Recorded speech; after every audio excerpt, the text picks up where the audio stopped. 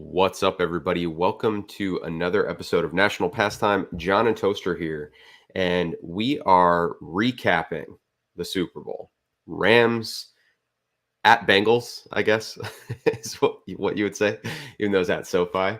And honestly, we're recording this on Wednesday, and it feels like the Super Bowl was weeks ago at this point. I don't know if that's just the NFL's news cycle as quickly as it moves.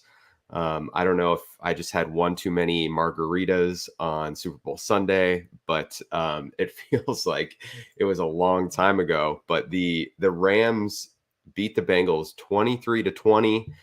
I guess starting like what stood out to you most about this game now that you've had a couple days to reflect on it?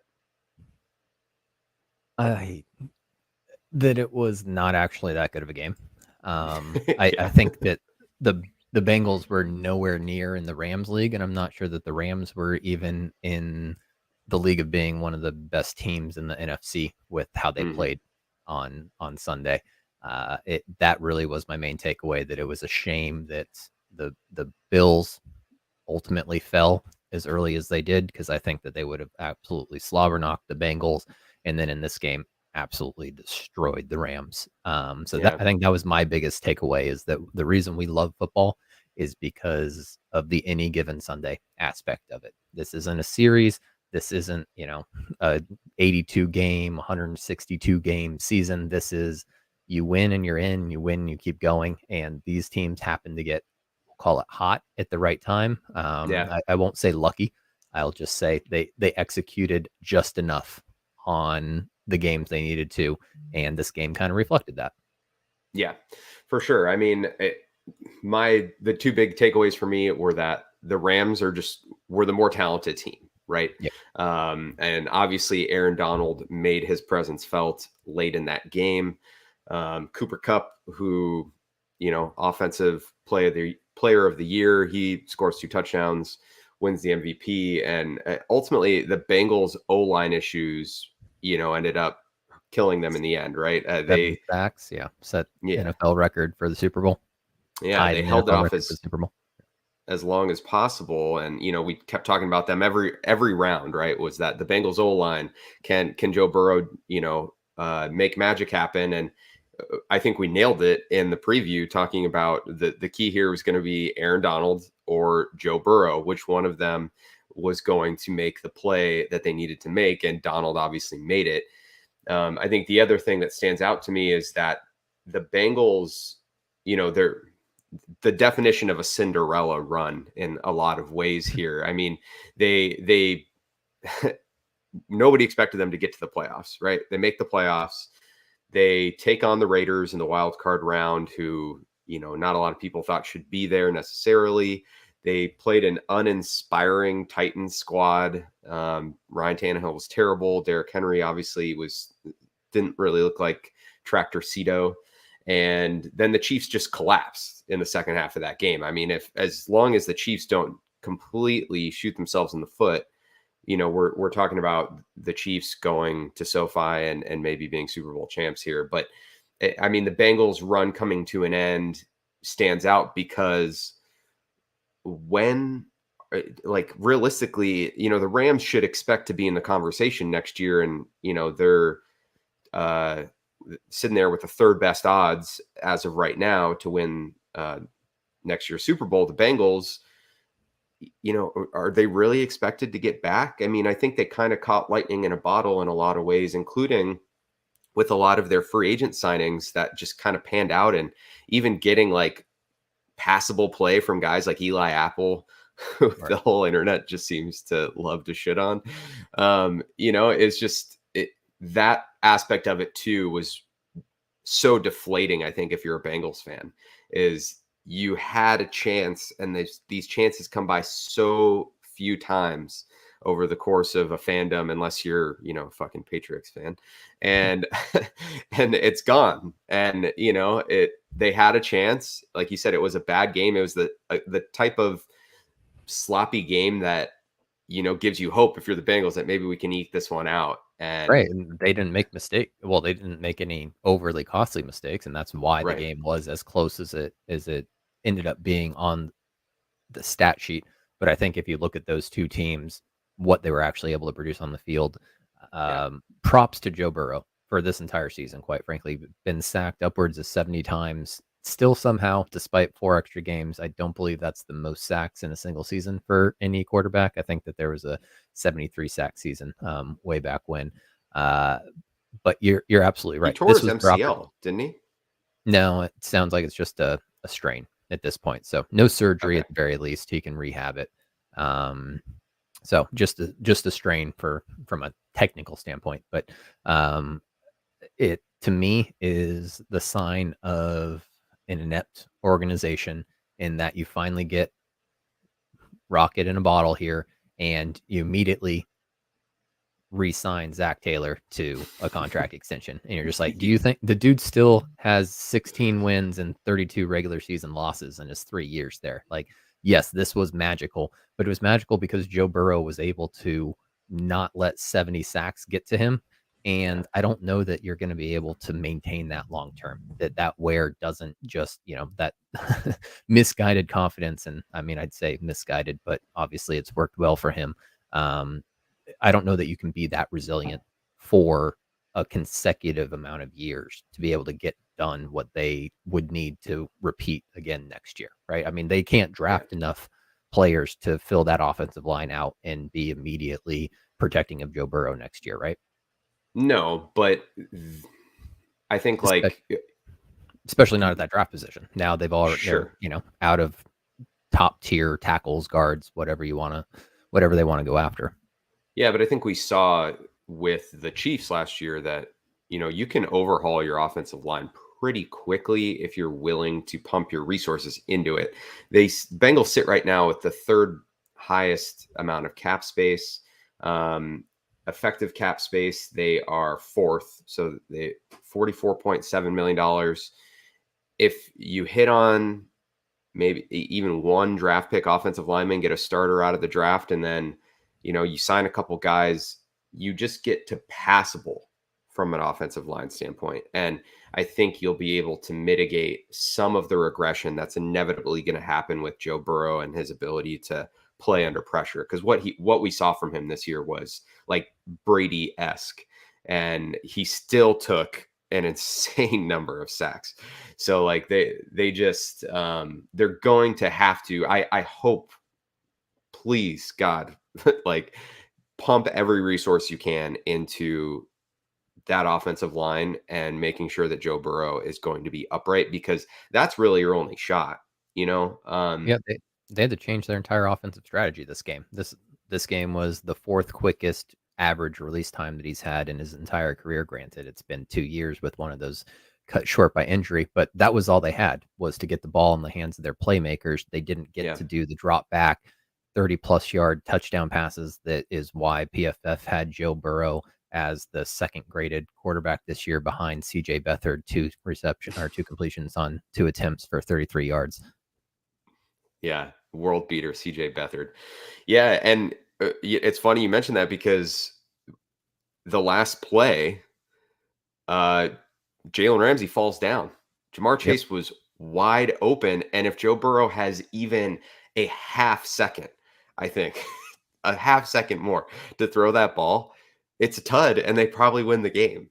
Yep. So, I mean, it's just crazy that, this wart for their team that they just continued to hide and hide and hide, showed up in the worst moment, and it cost them a chance at winning the Super Bowl. But The craziest still, part to me was that he still almost completed that pass to Peering with Donald hanging all over him, and it's just I like, know, holy shit! How much better would that story have been if the comeback or Evan McPherson tying field goal, and let's take this to overtime for right? the third consecutive week. That would have been an amazing story, and I was definitely hoping that that one got completed, despite the fact that actually, no, I guess at that point that was my only hope for the spread, right, going to overtime. Yeah, I think so. Because what did we finish with Four and a when half. we did the preview? It was 4.5. Yeah. Um, yeah, that would have been your only chance. Bummer. So yeah, selfishly rooting for that. Yeah. The other thing that sticks out to me about this game is just generally like the talking points that have been buzzing around it. So a lot of people have been wanting to throw around Hall of Fame with Matthew Stafford now. He has the counting stats. Now he has Super Bowl. I think I know where you stand on this, and it's probably firmly where I stand on this, that he is not even close. At no point in his career was he, I mean, he's been to one Pro Bowl. They give out Pro Bowls like candy. Wait, go And to a Pro Bowl or get nominated for a Pro Bowl? Because like everybody can go to a Pro Bowl, just very few I'm choose to do so. right. To be fair, I don't have the numbers in front of me. I know that he has been to one Pro Bowl, Okay. and it's not like he's been in the Super Bowl. Right. So he's had the opportunity. If you're not elite, if you're not like, we're just watering down the Hall of Fame, in my opinion, if Matthew Stafford's in. I mean, even just a very basic look here. So Pro Football Reference utilizes this Hall of Fame monitor score. It takes into account, everything from championships to AP, All Pros, Pro Bowls, all of your stats, all that stuff. And it basically weights it where the average Hall of Famer has a score of 100. So right now, Ben Roethlisberger is at 100.28.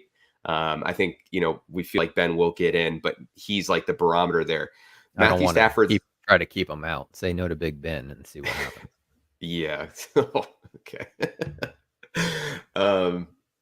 But Stafford sits here at 68.44. So like basically, Damn, 69. I know, so close, so close. But basically he's 32% less like worthy of being in the Hall of Fame than your average Hall of Famers. That puts him right in line with guys like Boomer Esiason, Joe Theismann. Good careers. Where's Not Eli Manning sit on this list? Eli's at 85. Oh. So he's a few points behind Kurt Warner. He is ahead of Hall of Famers like Joe Namath, Ken Stabler, Sonny Jurgensen, Bob Greasy, Warren Moon. For reference, Cam Newton's at 70.50. So that puts Stafford's candidacy about where Newton is based on this. I mean, obviously. Can you just put out stats and get random podcasts? I mean, very successful podcasts to talk about them. Is that the goal here? Because I don't really follow how Cam's in the 70th percentile when there's clearly a longevity aspect to things, right? I mean, Cam has barely been in the league 10 years, hasn't been playing for 4 of those, or not effectively playing for 4 of those. I feel like we're just heavily weighting his early stats into getting that 70 rating, no? Well, the stuff that would factor in there was Cam obviously won an MVP. He was AP All-Pro that season, meaning he was the best quarterback in the NFL for a year, which is something that I think. What'd you say? He was Superman. He was Superman, which is pretty heavily weighted. It only counts years where they started the majority of their team's games. So Cam actually only has 9 accredited seasons here. But obviously Cam also has the rushing numbers as well. It's, going to take into account. I mean, we don't got to go into the weeds on this thing. It's more or less just an exercise to see like where Stafford ranks, when you look at everything holistically here. And I just don't think he's particularly close. I mean, if he doesn't win this championship, is anybody saying Matthew Stafford's a Hall of Famer? No, but Like if Eli Manning doesn't win 2 Super Bowls, does anybody say Eli Manning's a Super Bowl or a Hall of Famer, except for the fact that the Manning family runs the NFL? Yeah, but Eli, to somebody's credit, maybe not his credit, did what he needed to do in those 2 Super Bowls, beat Tom Brady in those Super Bowls. I mean, if Stafford plays his entire career with the Lions the way that Eli played his entire career with the Giants, and he doesn't get handpicked by Sean McVay to run one of the best offenses in the league, throw to some of the best players in the league, like, is he even sniffing a championship? Probably not, right? No. I'm not saying like he doesn't deserve to, like, he's in the Hall of Very Great, in my opinion. Like there's nothing wrong with that. But I'm in agreement with you. The Hall of Fame doesn't mean anything anymore. We're just putting anybody in.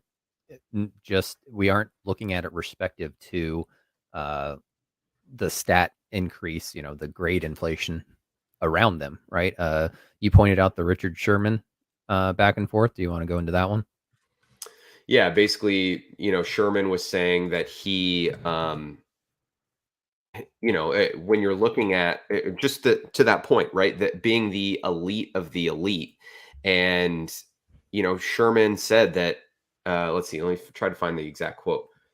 I can't find his quote, but Jason McIntyre from Fox Sports Radio goes, because Sherman thinks all pro so important, here are a couple guys that made all pro during Stafford's era: Mahomes, Rodgers, Brady, Manning, Breeze. How's Stafford going to crack that list? And it's like, yeah, bro, that's the fucking point is Yeah. that he at no point in his career was even considered the best quarterback for a single season. Right. And, don't we want these Hall of Famers to be guys that are like the best of the best in their eras? So the legacy stuff with Stafford, you can miss me with that a little bit. Personally, I want to talk more about the legacy of Aaron Donald as maybe the greatest defensive player of all time. And I mean, he showed up Most big valuable here. player. Yeah, I mean, do you think he should have been Super Bowl MVP? I mean, my betting says yes. Well, we I know how accurate your betting's been this year. I mean, there's multiple aspects that go into that vote, and part of it is that it's completed before the end of the game. I mean, the MVP Right. voting's done before Cup even catches his second touchdown, which makes it even more intriguing as to why it was, him that ultimately got it. Yeah. I just think that we're a stats driven world, and that's why the Hall of Fame is disproportionately quarterbacks, because like we can point to counting numbers that say this is greater than this or this is Mm-hmm. relative to this. When you look at the impact that Donald has, I mean, I just trying to teach some people football. Look at him and he's triple teamed, right? And you're just like, that is actually more impactful for the team that he doesn't even get past the line of scrimmage. Granted, it was Aaron fucking Donald, and he still got 1-2 yards of penetration with three guys on him. But you have to completely scheme around him. And Yeah. it's like the Revis Island, right? Revis Island didn't have a bunch of counting numbers. It was that you were scared to throw him the ball. And so he got 2-3 passes his way a game. And usually that was going to be when you either identified zone coverage or it's going to be a quick, hook in route, something that you were not Mm-hmm. going to try to beat him deep on. Yeah. No, absolutely. Donald's impact, I mean, we will never truly be able to measure it, I don't think. But, PFF can try. PFF, they will try for sure. Good old college try. But, I mean, maybe this leads into some other discussions post game here. But there was rumors that Aaron Donald and Sean McVay may call it a career after this one. McVay apparently has offers, $20 million a year offers to go into broadcasting. Oh, I thought this was going to be like the Scripps National Spelling Bee or something. Get him in front of a dictionary, remember everything. Yeah, no shit. If Donald does call it here, though, I mean, I don't see any way that you can't put him like who would you even put him above him as all-time defensive players? Like Lawrence Taylor, maybe? I Like who no, else was because of as the position that he plays and the impact that he's able to do from the interior defensive line. yeah. To get any sort of pressure on the quarterback is, I mean, that's a revelation. Before Donald came around, that really you had guys that were bigger than other people that maybe could push people around, but Mm-hmm. his athleticism to be able to keep up with the quarterbacks, ultimately chase them down and gain ground on them. I mean, that's my favorite, watching him when he's just going after quarterback and you're like, oh, he's catching up to him. Holy shit. He's scary. Yeah. There is no comparison to me. He is the best, and he's like a Megatron to me. You can retire early and no one's going to question that your impact on the game was Yeah. not reflective of one of the best players to ever play your position. Yeah. Speaking of Megatron, Do we factor that into Matt Stafford's Hall of Fame candidacy as well, that he got to throw to one of the greatest wide receivers of all time for most of his career? Well, I Like, mean, then you got to bring in Tom Brady, and he got to throw to, Deion Branch, yeah, N'Keal Troy Harry. Brown. Yeah. Yeah, I mean, so no, that is definitely a factor in my opinion. But what great quarterback didn't end up making a wide receiver out of it too? Not saying that Megatron was any by any means made by Matt Stafford. He had the fucking wingspan of legitimately a train car, so it didn't need to be all that accurate. But you got your Marvin Harrison playing with Peyton Manning. Roethlisberger had Yeah. Ward, Brown. Like it kind of goes hand in hand, right? Yeah. No, for sure. It's more just making a joke. But anytime you get to talk about Calvin Johnson, gotta Or bring him up. or get liked by him. Who knows? Or get liked by him. Yeah. Hey, that was a career moment for you. Yeah. All right. We're going live now. Yeah, now we're live. Any last thoughts on the game itself here? I mean, like you said, it was kind of a boring game in a lot of ways. I The mean, Rams the dynamic win for. changed to me when OBJ went down, and they just could not find their passing game after that. If OBJ doesn't go down, then to me, this is the double-digit score that I was ultimately looking for. I mean, it really, to me, wasn't that far off because there might have been a penalty on the 75-yard T. Higgins touchdown. What do you think about that one? Hmm, yeah, I'm not. I actually, in retrospect, like didn't think the officiating made any truly terrible or game changing mistakes, but yeah, that one looked like it was a little questionable. A little questionable Yeah, for and I sure. mean that's early to me. I mean, it kind of did work out. This isn't the blow up. It wasn't late enough in the game that I've been calling for. But when you talk about again sports betting, and if this was the difference between if they went if they went from 13 to 20 on that play at the Hmm. end of the game, Hmm. there'd be a very different calling right now as to how the Sure. NFL is going to regulate these bad calls, bad no calls. Yeah. Well, what's funny is I heard that point brought up somewhat in relation to the Sean McVay rumor that we're losing a good coach to broadcasting, where there's a lot more money and it's a lot less stressful. Mhm. That we've lost a handful of good officials to broadcast booths, and it's Yeah. watered down the quality of NFL officiating. And yeah, man, I mean, the league has to address that at some point. Definitely questionable on the Higgins play, but ultimately, I don't know if it swung the game, like you said, because of when it happened. Right. I But mean, the Bengals probably never held the lead if that didn't happen, in my opinion. I mean, it was one play, 75-yard drive, so maybe they did have hmm a 15-play script that they were coming out of halftime with hmm new wonderkind Zach Taylor calling plays. But those bother me for sure. The other takeaway for me is Cup's damn near unstoppable. If Cup wants to get open, it's fun to watch him run routes. It really truly hmm is. And the relationship that he has with Matt Stafford is a Edelman, Brady, Welker, Brady type of scenario where you just know which way they're going to be breaking, and hmm it's fun to watch. I'm glad he got MVP. I don't think that he ultimately had more of an impact than Donald, but hmm you can't deny his impact. hmm How about that no look throw from Stafford to Cup? I, That was pretty uh, baller. he's been doing that for fucking years, and just nobody pays attention because he was in Detroit on a shitty team, and he just quite frankly isn't an ass about it like some other people are. I mean, I feel like he did that. That was a legitimate look off to me. Right? Oh yeah, That was not a, oh, I'm going to be cool. That no, it was was to pull Von Bell down, throw exactly. behind him. And Oh, that was great. he only cleared it by, 6 inches a foot. Like it needed to be done. This isn't a, oh, I've got a McCole Hardman wide open down the middle of the field. Let me look off at Brittany Matthews in the fucking stands and hit this touchdown pass. Who's Brittany Matthews? That's his fiance. They're still not married.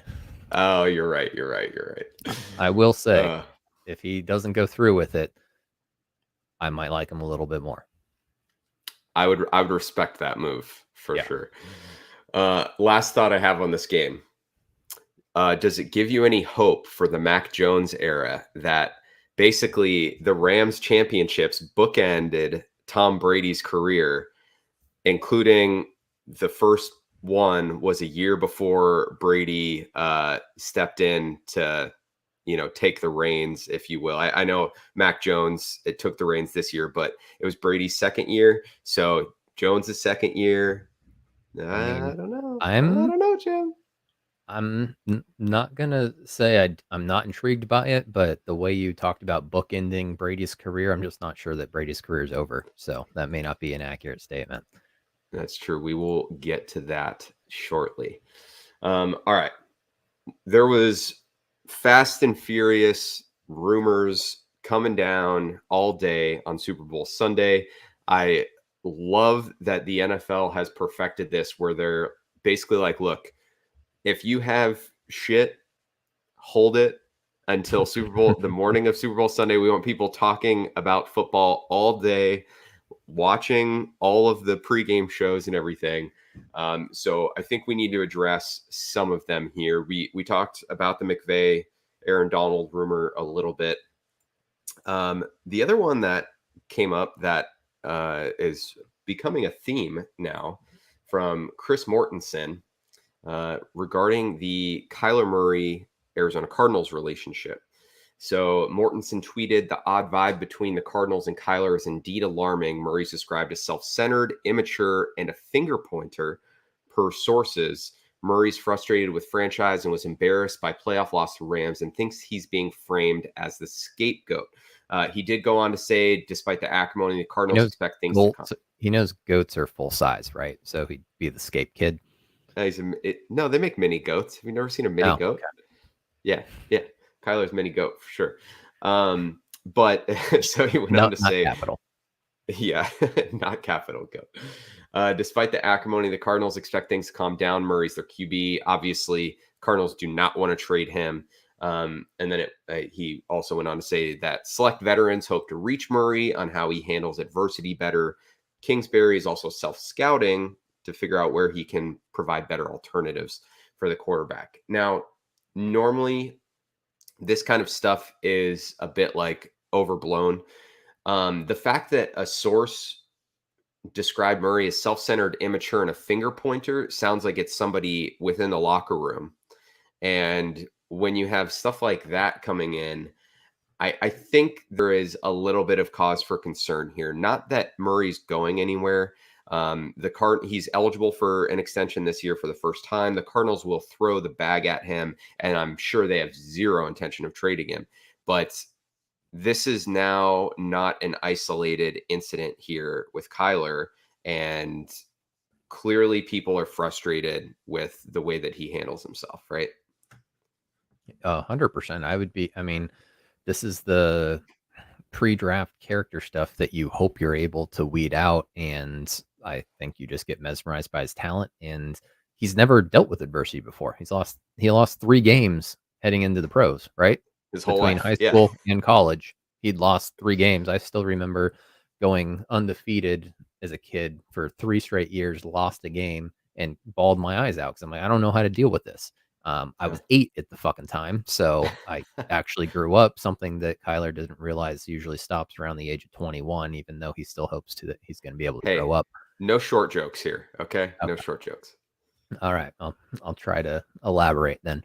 Um, but I just his demeanor on the sideline, like that's just not leadership, and that's not what you want out of the position, right? Like this was my Yeah. knock on Cam, and I don't want this to become something that is racial by any means, but like the Superman stuff, I never really appreciated it because I'm like, that's not what I expect out of that position.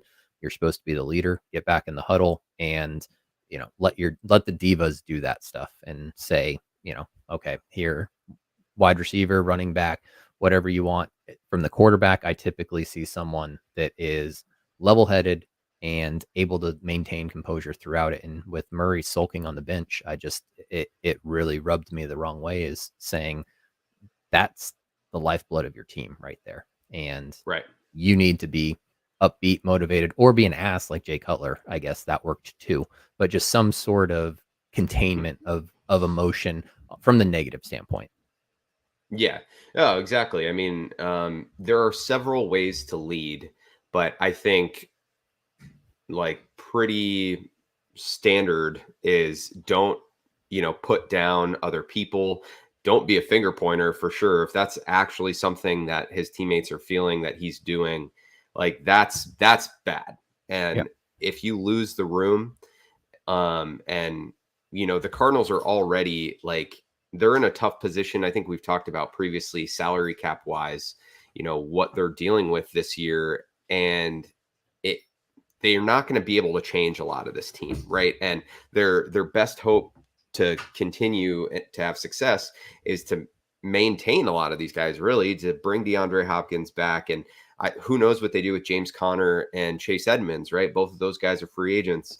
So, it's a tough situation, and Kyler's attitude is really exacerbating it. And it's not something that just blows over, right? Like we saw with the Russell Wilson situation this offseason, the Aaron Rodgers stuff this offseason. Yeah, nothing ultimately came of it, but it was clearly a distraction and it was on people's minds or, going Well, into the year. The well, Cardinals don't need that.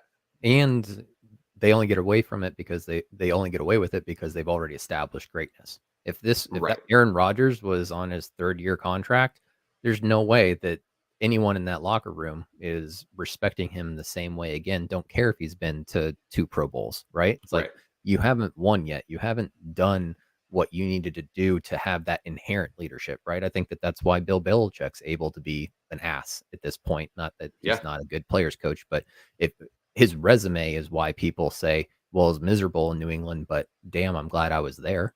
Yeah. I mean, you know what you're going to get, right? You're going to be put in a winning situation Yep. because of dealing with the assholeness there. Yeah.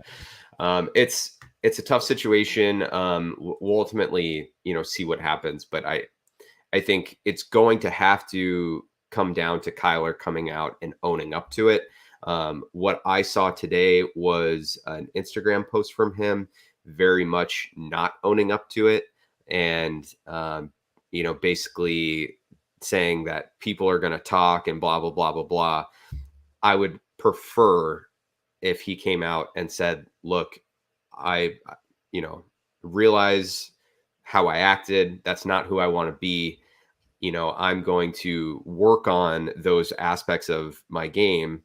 And, and we're talking like soft skills here, right? Like talent wise, he has his own stuff as well, but like, work on this and it's going to make a difference. Like you brought up Jay Cutler, that the asshole thing can work. Um, it only works when you're winning. Exactly. And when you're not winning, people do not like that, just does not resonate with people at all. So yeah, we'll track this, but not a good look for Kyler. Like to have a piece of news come out about a team that hasn't been playing since wild card weekend, is generally not a good thing, I think, for most teams. Yeah. And I was completely expecting this to be a publicity stunt. Waited around till 30 minutes past Super Bowl. It's like, oh no, this is nothing. This isn't a rebranding. This isn't a rebirth. And to the point we made last pod, that's not something you do after the Pro Bowl. That's something you do after the season. I think Right. I really think that he's just pissed off. Why is he the scapegoat? I don't understand. I mean, he's He played in his like last shit. in his last 2 games, he's thrown for less than 300 yards, barely over 60% completion percentage, 3 touchdowns and 3 interceptions. Problem was, one of those was the Pro Bowl when he threw 3 touchdowns and 160 yards. Like, he didn't do dog shit against the Rams. Why is he the scapegoat? Is he saying that Cliff Kingsbury's the issue with his play calling? I, I I guess. I mean, I just don't understand. Again, this is a leadership thing. If you play poorly, you're own the it. first one to say it. Own it. It doesn't matter if it's because your O line sucked or the receivers sucked or the coaching sucked. Own it. Mac Jones And interview first week owned it.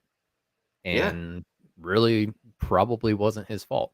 But that's Right. just what you do, and is the It's what quarterback leaders of the do. team. It's the CEO, it's the president, it's we go down with the ship, right? And that's how Hmm. most hierarchies work is if you're going to be the one that's in charge, if you're the one that's going to be making disproportionately the amount of money that the rest of the team is, Hmm. then you've got to sack it up and take the hits when, you know, your team didn't do enough, whether it was Yeah. related to you or not. But quite frankly, that game against the Rams, it was on him. Yeah. I mean, it was on him as much, if not more, than anyone else. That's for sure. There's no other way to I mean, Cliff Kingsbury didn't throw that pick six in the end zone. Okay. Yeah. Um, so, He all right. could though, former quarterback. Yeah, he could. All right. Some of the other news here, some intriguing things that I wasn't necessarily expecting to hear. Well, the first one was that the Packers, and this came from Adam Schefter, that the Packers are willing to, or they're quote, Packers are prepared to go all in for Rodgers in 2022, spending as close to the cap this year and spreading into future years as much as possible per sources. They're willing to deploy this model to further entice Rodgers. I believe he went on to say that on TV anyway that they're more or less willing to punt the Jordan Love pick and say, hey, we fucked up. Come on back. But Hey, the last time a punter was taken in the first round, that was super successful. okay, yeah. But the some of the problem here, Nick Corti of hope that's how you pronounce his name, but of Over the Cap said one more observation: Packers are the only team that currently cannot get under the cap, even if they executed simple restructures on everyone possible, and that's not even counting possible usage of a franchise tag on Devontae Adams. I think you ran the numbers, and it looks like it will get them under the cap, but just barely to where it practically they are stuck. Like, and that includes Rodgers in I that was going to say, and restructure. that includes 13 million restructuring of Rodgers, which Yeah, means if they weren't sold on him in 2020, then I don't know how far they're willing to kick that cap hit down the road. right. Yeah, it's a tough situation, and I just think is this just a Hail Mary effort by them to essentially like pull some goodwill in it, when eventually Aaron Rodgers says, "Okay, I'm not coming back, and I want to go to the Broncos." Is this the Packers' way of saying like, "Well, we said we would do it. We said we'd give it a shot, and now he's the bad guy." Is that all this is? I don't think that that's all it is. I don't think that they're necessarily trying to frame him as the bad guy. I think that they know their franchise is fucked if they don't have him. The Bears have a young, new, shiny thing with a new coaching setup. Dan Campbell's getting the most out of his crew, and they can get rid of Jared Goff now.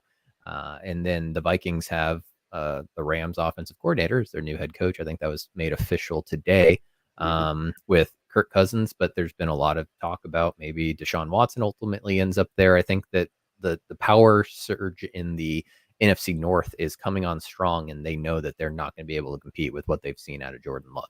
Yeah, for sure. Um, God damn. I mean, Jordan Love must. We've seen just glimpses of him in games, right? And he hasn't Yeah. looked good. He must fucking suck in practice if they're this willing to bend over backwards to accommodate a true asshole and Aaron Rodgers to continue to lead their team. Again, if you're winning, if you're performing, you can be an asshole. I But wonder if they hire Shailene Woodley to the Denver Broncos. That's probably their best odds of not losing him to Nathaniel you mean Hackett. you mean now that she's called off the engagement? Yeah. Yeah. So just Uh, I mean, hey, it's worth a shot. It's worth a shot. Um, so anyway, interesting situation. We will for sure be monitoring that. And Roger said he doesn't want to keep him hanging in limbo. So maybe we'll find that out sooner rather than later with the league year beginning. What did you say was March March 16th. 16th? Okay, so less than a So month. I do have to say one thing here. Um, the only way Aaron Rodgers retires is if Tom Brady is coming out of retirement. There's no way that Aaron Rodgers is going to be overshadowed by Tom Brady at Canton in 5 years. He's just not going to let that happen. So Yeah. I Yeah. when Tom Brady came back and said, "Oh, I don't know, Jim," I feel like that's him reading the T cards as well, right? And saying, "All right, what's the power in the NFC right now?" There's intrigue with him to the 49ers. I think ultimately he'd have to stay with the Bucks, but there's no way that Rodgers retires. It's either force your way out of Green Bay or stick to Green Bay. He can't go out the same year as Tom Brady Brady and just live in that and Ben shadow Roethlisberger. forever. Yeah. Oh, I'm sure Ben Yeah. Roethlisberger was pissed too. He's like, "Come on, Right. this was my year. You're under contract still. Come on, don't do this to me, bro." Yeah, for real. Yeah. All right. Well, we will keep an eye on that for sure. But in other quarterback news, the Colts, who just last offseason traded a first round pick to get Carson Wentz from the Eagles, are looking to trade or cut him. And I can't imagine there's going to be a lot of teams lining up to trade for him, which means they're going to cut him and eat some dead cap. And holy shit, is that a bad trade? Holy shit. Yeah, they were in for this year, and that team was set up to be successful this year. They, to me, were scarier than the 49ers in the playoffs if they ultimately made it there. The problem was Jimmy G was an effective game manager, and Carson Wentz had too many blowups. Yeah. I mean, it's so crazy, like the difference a year makes. Where I mean, this was thought of as like, okay, this can be the move that puts the Colts over the top, right? And Mhm. again, I think we talked about it in one of the last couple episodes. But you look at Wentz's numbers this year, and they look all right. But I think if you watch the games, you could see like, look, Carson Wentz of 2017, uh, that Not guy's not good. around anymore. Yeah. And it's crazy that the Colts were willing to give up a first round pick for that. And what they ended up getting, it was, I It mean, was alarming. it's one of the worst moves. Yeah, alarming. Sorry about that. One of the worst moves of the last couple of years, frankly. I mean, just dumb, What dumb, dumb. was it really though? Was it really though? What was their other option? They were a game out of the playoffs. They went 0-3 with Carson Wentz being starting off the season basically inactive, not getting Right. preseason, and they had a hell of a lineup or a schedule to start this season, right? There was 5 straight games against what should have been all playoff teams. They did, but I think, I mean, I followed the Wentz rumors fairly closely because the Bears were a team that was connected and was kicking the tires a little bit. The asking price for Wentz was too high for every other team. And Chris Ballard and the Colts said, okay, well, you know what? We'll do it. And I know their schedule was tough and everything. They had a top 10 defense. They had Jonathan Taylor putting together an incredible An season. MVP level year, some would argue. MVP. Yeah, yeah. But not good enough for offensive player of the year, apparently. Um, and they just needed Wentz to be passable to make the playoffs. So it's like He was just passable to the other team too to often. the other team, yeah. But like I don't know, it's a miss on a talent evaluation standpoint, and frankly, evaluation of assets. When you were the only team that was willing to go to that point to get him, that should have told you, hey, you know what? Maybe it shouldn't have been a conditional pick. Maybe it should have just been a second, tops, right? I'm not like debating the swing, right? If you think that he can be your guy and you can get back that magic that he had, then yeah, it's worth the swing. It's the most important position in sports and all that. But I, there clearly weren't a lot of teams that were on the Colts same level when it came to what they were willing to part with and also what they thought of Wentz. We saw first round picks flying all over the place for quarterbacks this offseason, and there was not a single team that was willing to give up one for Wentz other than the Colts.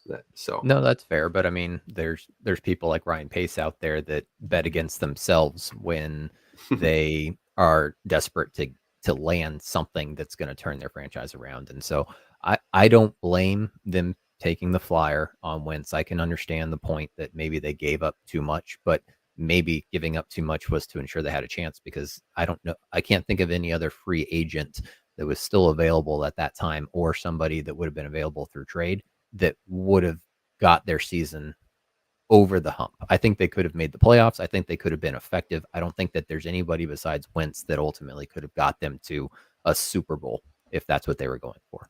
But why the admission then that it was so failed that they're moving on from him after a year? You know what I mean? Like, it just seems weird to me that, yeah, he wasn't great, and he's probably the reason they didn't make the playoffs, but he was okay, and it was his first year in that system and everything. I don't know. It just feels like pulling that cord so early feels like an admission that we fucked up, right? And that's awesome. Quite frankly, I wish there were more coaches and GMs that would say, yeah, guess what? We fucked up. This Josh Rosen dude, he said that you'd be pissed off about the 4 other people that you passed on him for. And guess what? Yeah, we're passing you on the side of a highway right now because you can't keep your job down. So, I mean, I applaud that. Yeah, totally. But who are they going after? To your point, like, okay, who was better available to them last year? Who are they going to get this year? But that's the thing, is they aren't in a position where they have to be desperate this year. Last year they were. Last year they lost Philip Rivers, who took them to the playoffs on a 1-year, flyer contract. And they didn't have anybody outside of, actually, I don't even want to mention the rookies' names at this point because they weren't worth it. That was their only shot. This year they have Wentz, and Wentz's cap numbers are very reasonable. I mean, for Jimmy G level money, you're getting similar to Jimmy G. But you've got Aaron Rodgers rumors, you've got Russell Wilson rumors, Deshaun Watson, you've got young draft picks, and maybe you've got somebody like a Jordan Love that they ultimately need to move out of the NFC, right? So they're in a position where they can say, okay, we're exploring, but they don't have to move on. Wentz can still be their guy the next year. I just don't think that they want him to be their guy. So are you saying the Colts should trade a conditional first for Jordan Love? I wouldn't fucking no. I'd trade a freaking NBA lottery pick for Jordan Love before I traded anything else and related to football. Get him some fucking Air Jordans. Fair enough. Yeah. Well, we'll see what happens there. I mean, and if he gets cut, that's an intriguing pickup for somebody who doesn't have to give up draft capital to acquire him, right? So we'll see where that goes as well. The quarterback carousel goes round and round. Speaking of Jimmy G, quick. Go for it. Well, I was kind of going there. So who has more trade value, Wentz or Jimmy G? I would have to say Jimmy G. Jimmy G at least stabilizes you a little bit. Wentz is the volatility there and the injury history. I guess they're both kind of in that same boat. It's actually a really good comparison. Basically same amount of money. I think Jimmy G's got a 26 mil cap number.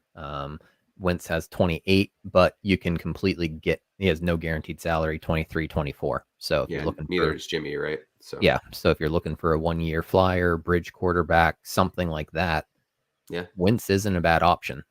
No, definitely not. It just becomes asking price, and do you have to trade a draft pick for him if the Colts are going to be so fucked that they're going to cut him anyway?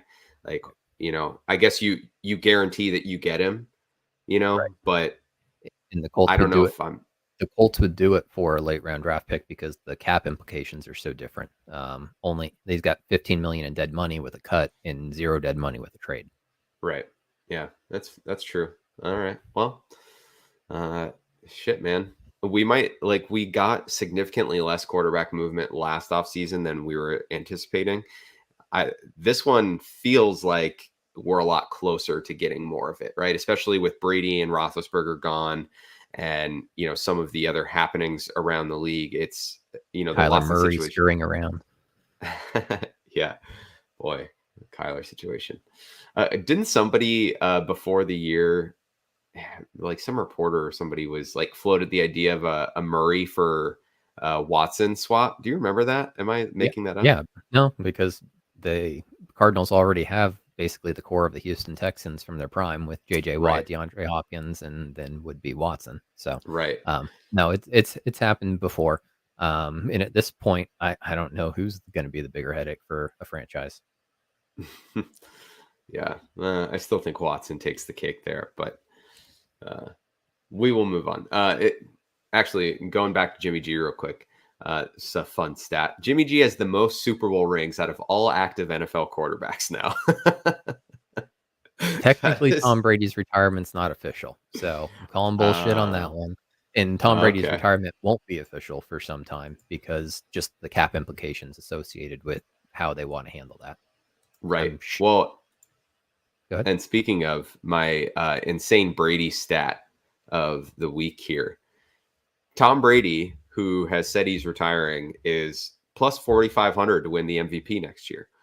Um, Not bad. I don't know. I might Easy money. want to kick the tires on that a little bit. If he comes out of retirement, you're sitting there with definitely much better odds than you would if today he still was undecided, right? So it'd be worth a shot, I think, from an odds standpoint. But yeah, fucking Brady, man. But if you didn't win this year, leading the league in 3 of the main passing categories, then it's going to be tough. Man, trust me, I was pounding the table for him. I Yeah. thought he deserved it over Rodgers, but all right. Well, I think that's through my list. Anything else that we missed? Yeah, we haven't hit on the fact that we will be broadcasting weekly from now on in preparation for the USFL kickoff April 16th. Yeah, we've got to log some hours and really do our research for the USFL. So yeah, no, that is a good call. Housekeeping standpoint, we will be going back to one episode a week, but we'll be going throughout the off season. So make sure you're staying with us, and we'll try to touch on a lot of these quarterback issues, movements, retirements, non-retirements. We'll keep up to date on everything, and yeah, get it all in one place here at National Pastime. Sad to see the season in the books, but excited for the future. Yes, very bittersweet Super Bowl Sunday, always is. But the NFL, as we know, is basically nonstop. League year starts less than a month from now. We're going to start getting some more rumors. I'm technically 0-0 in my sports betting this year, so that'll be a good fresh start. It's a league of redemption. I think Matthew Stafford taught me that. I don't think we go back to 0-0 until the league year turns over, right? Don't we go off the NFL calendar? I, I don't think that we have bets lined up, so I won't have to Oh, okay. see my record. Okay. Fair Anything enough. other than 0-0. Fair enough. All right. I'm doing my research on the USFL. Gonna frickin' murder it. Oh yeah. Hey, there's gonna be a betting market inefficiency there. There has to be. There's only 8 teams. It's so much easier to figure out, who's gonna be good, who's gonna be bad. Yeah, but 4-game parlay every week. There you go. There you go. Make up the money you lost on the NFL. All right. Well, I think that does it for us then. And unless you got something else, thanks for listening, everybody. Thanks for sticking with us all season. We really appreciate it. And yeah, we're not going anywhere. So, we're getting ready for the new season. Get well, Starts OBJ. today. Get well, OBJ, for sure. All right. Later, everybody.